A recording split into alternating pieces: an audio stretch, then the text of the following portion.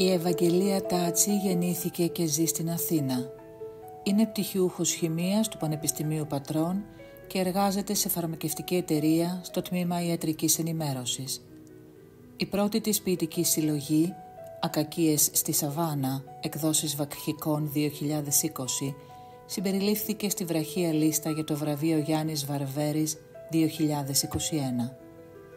Η δεύτερη της συλλογή, «Φυτά εσωτερικού χώρου», εκδόσεις Βακχικών 2022, βραβεύτηκε με το βραβείο ποίησης από την Εταιρεία Λογοτεχνών Θεσσαλονίκης 2022.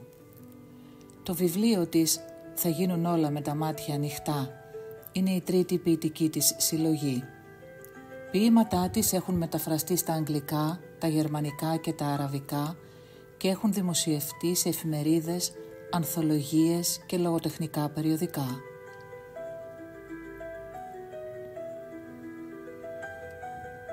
Τεφρώδες φως.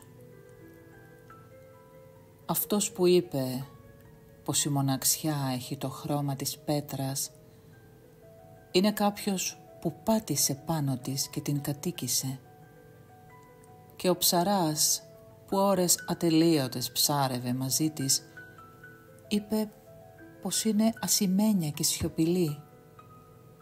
Μια μέλουσα μάνα άγγιξε τη φουσκωμένη κοιλιά της, χαϊδεύοντας της μοναξιάς το τρυφερό χρώμα του δέρματος, και ο οδηγός μιας νταλίκας επέμενε πως δεν έχει χρώμα, μα πως δανείζεται εκείνο του ορίζοντα.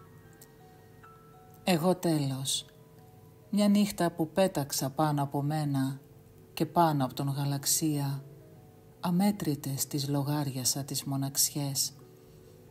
Είδα πως είναι φεγγάρια που γύρω από τους ανθρώπους περιστρέφονται και από τους ανθρώπους λούζονται το τεφρώδες φως τους. Από την ποιητική συλλογή «Θα γίνουν όλα με τα μάτια ανοιχτά», εκδόσεις Βακχικών.